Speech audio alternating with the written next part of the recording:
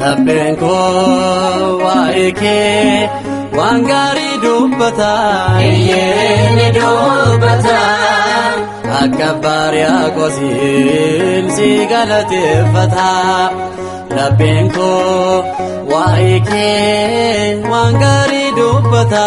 Eyyeni dubbata Akkabaariya qosin si galateeffata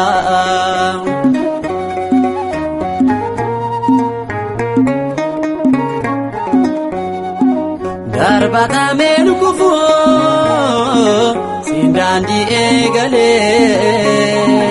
hada waga koti kolon setti gale siradanin bahu Maryam sinjalada akapota koti makakin jajada Labbenko waike wangari dubbata Eyyeni dubbata Akkabaariya qosin si galateeffata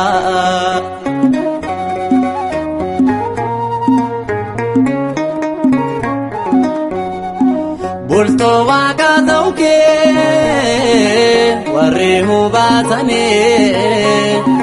qulqulloon qomma'uun miilla keet kufanii ogummaan lafarraa kan isaan hin bitne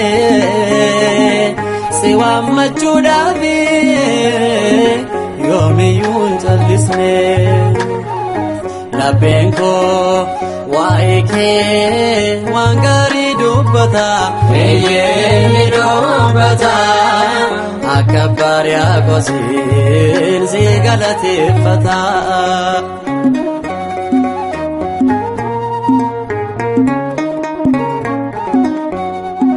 Yoo si jibbaniyyuu warri hin amanne kan mi'a kee baree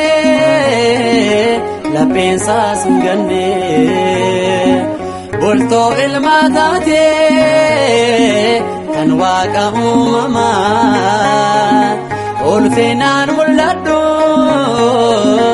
ati yeroo hundumaa Labbenko waike wangari dubbata Eyyeni dubbata Akkabaariya qosin si galateeffata